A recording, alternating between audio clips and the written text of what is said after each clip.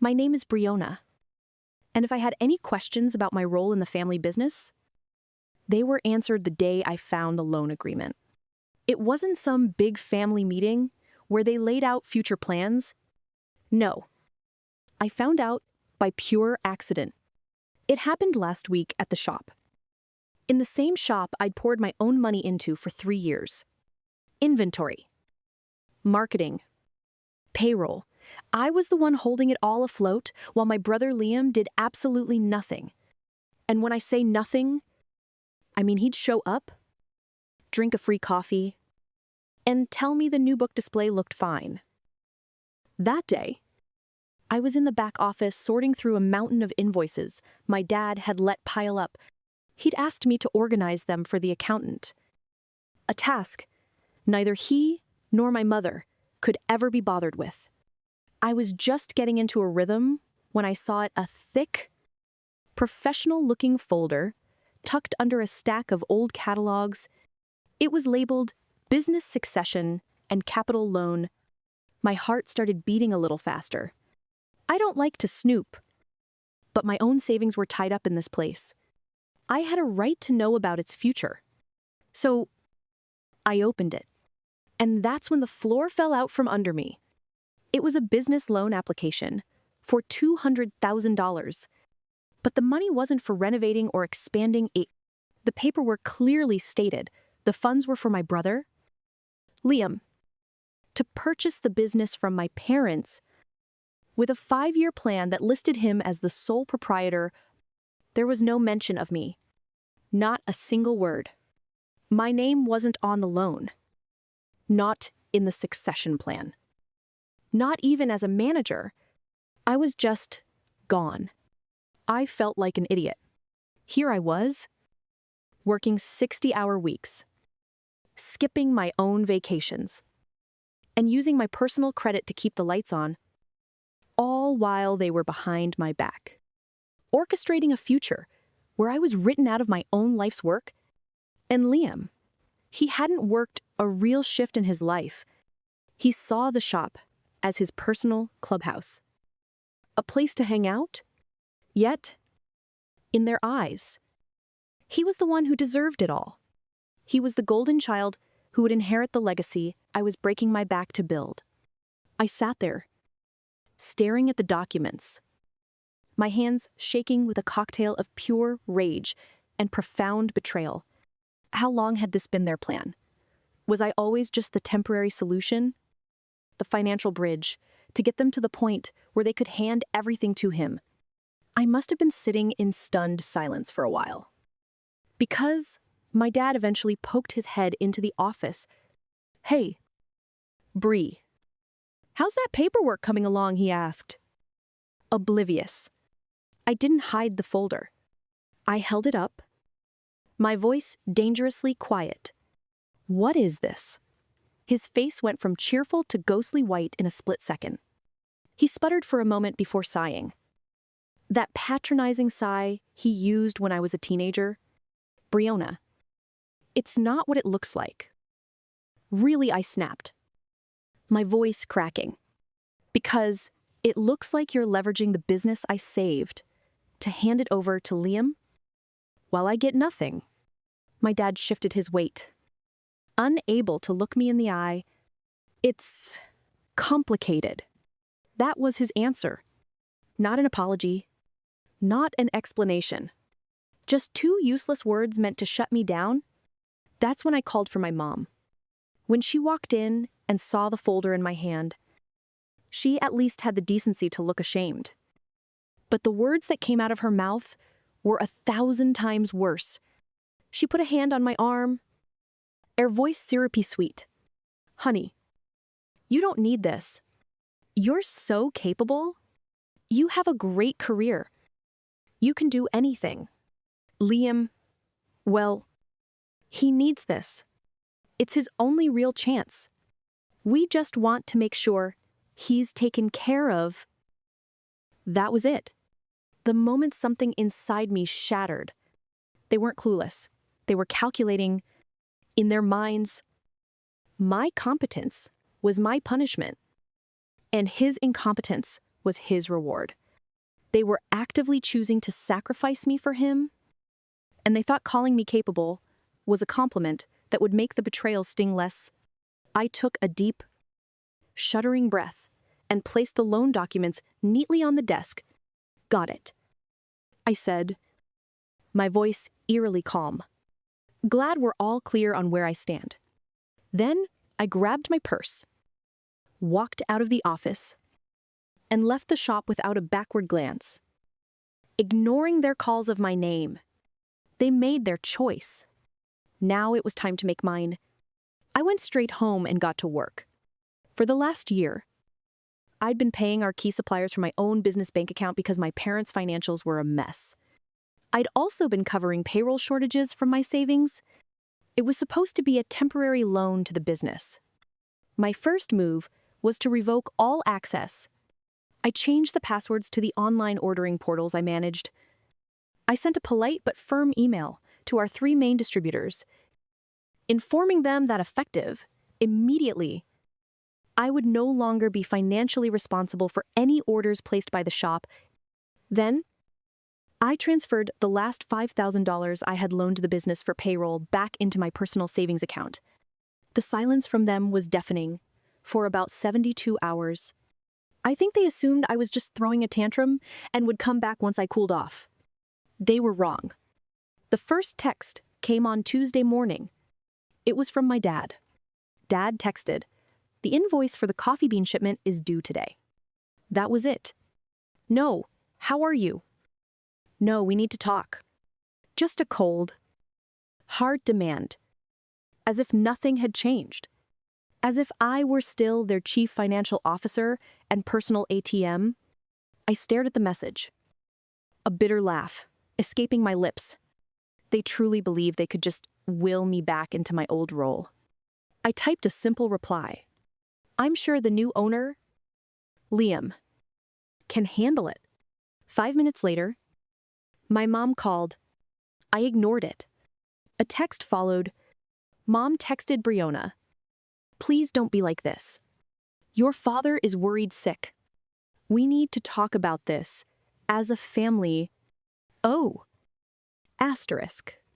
Now, times they wanted to talk. Now that a bill was due and their safety net had vanished, I waited a full hour before I replied. "There's nothing to talk about. You made your succession plan clear. You can live with it." I thought that would be the end of it for the day. But I had forgotten about the golden child himself. Liam's text arrived late that night. Dripping with the kind of oblivious entitlement only he could muster, Liam texted, "Hey, what's going on?" Mom said, "You're freaking out about some paperwork. Just pay the coffee guy like you always do. You're making this into a way bigger deal than it needs to be." I almost threw my phone. Not a big deal. Being erased from my own future was just me being dramatic. I typed back, my fingers flying. "No. I think you've got this covered. Since you're the chosen one and all." His reply was almost instant. Liam texted, "Oh my God, are you seriously this mad about the loan thing? Grow up. It's a business. Not your whole life." The hypocrisy was stunning. It was just a business now that it was being handed to him. Then you won't mind using your own money to fund it. Right. I sent back radio silence. The next day, things escalated from awkward to professionally humiliating. I was at my actual day job, the one that paid for their business's survival, when I got a call from a number I knew well. It was David, the regional manager for our largest book distributor. We'd worked together for years. He was a good guy. "Hey, Brianna," he said. His voice friendly but confused. "Quick question. I just got a notification that the payment for the fall catalog order was declined. Is everything okay over there? The invoice was for about $9,000. My stomach twisted into a knot. They had tried to run the payment through the account I had just cut off. They were so used to me covering everything, they didn't even check. I had to take a deep breath to keep my voice steady. Hi, David. Actually, I'm no longer handling the shop's finances. You'll have to speak with my father or Liam about that. There was a long pause on the other end. Oh, he said, the single word loaded with questions I couldn't answer. Okay. Well, let them know we can't ship the holiday inventory until this is settled. I hung up, feeling a hot flush of shame. He didn't say it. But I knew what he was thinking.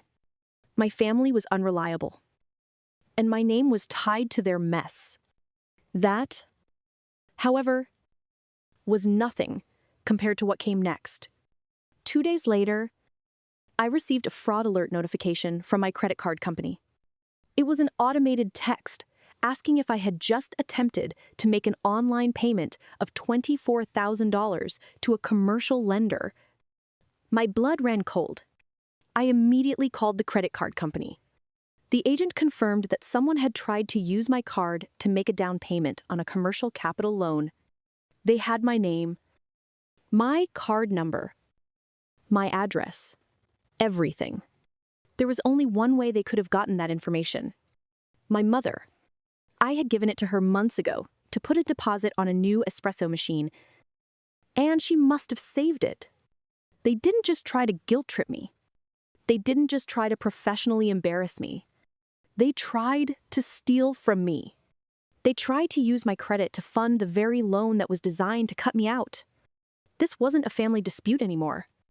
This was a crime, forgery, identity theft. The betrayal was so deep, it felt like I was suffocating. But as the shock wore off, it was replaced by something else, ice-cold clarity. They had just handed me all the power. I didn't call the police. I called my dad. Family meeting? I said, my voice devoid of any emotion. At the shop, in 1 hour, and you will make sure Liam is there? I hung up before he could respond. When I walked into the shop, it felt different. It was dim, quiet, and a thin layer of dust was already settling on the displays. They were all there, Mom, Dad, and Liam huddled behind the counter like a tribunal of fools. My mother started immediately. Briona. Thank God. We were so worried. Things are a mess. I held up a hand. Cutting her off, I walked to the counter and placed my phone down, showing them the fraud alert. Then, I slid a printed copy of the credit card statement across the wood. They all stared at it. My dad's face went slack. My mom's hand flew to her mouth. Liam just looked confused. Can someone explain this to me? I asked. My voice dangerously soft. My dad started stammering. It was a mistake. A mix-up. We were desperate. The bank was calling. You tried to steal $24,000 from me. I stated, not as a question, but as a fact. You committed a felony using my name to secure a loan for times him asterisk. I pointed a finger at Liam, who finally seemed to understand the gravity of the situation, and shrank back. My mother burst into tears. We didn't know what else to do. We were going to pay you back with what I shot back. With the profits from the business I built that you were giving to your son who has never worked a day in his life. Silence. Thick, suffocating silence. I let them stew in it for a full minute. Then I leaned forward, my voice low and clear. Here's what happens now. You have 2 options. I paused, making sure I had their complete, terrified attention. Option 1, I walk out of this store. I call the police. And I file a report for identity theft and wire fraud. I will press charges. The bank will be notified. Mom, you will likely go to jail. Dad, you might be charged as an accessory. The business will go into immediate bankruptcy, and the bank will seize everything. You will lose it all. My mother was openly sobbing now. My dad looked like he was going to be sick. Option 2. I continued. My voice like steel. You get a lawyer. You sign over 100% of the business, the name, the inventory, and all assets to me. In return, I will give you the grand sum of $1. I will not press charges. And you will walk away. You will have no stake. No, salary. And you will never work here again. You have 24 hours to decide. I stood up straight, looking down at the 3 people who had been my entire world. They weren't my family anymore. They were a liability. My father looked at my mother, then at his useless son, and then at me. His eyes filled with a mixture of hatred and defeat.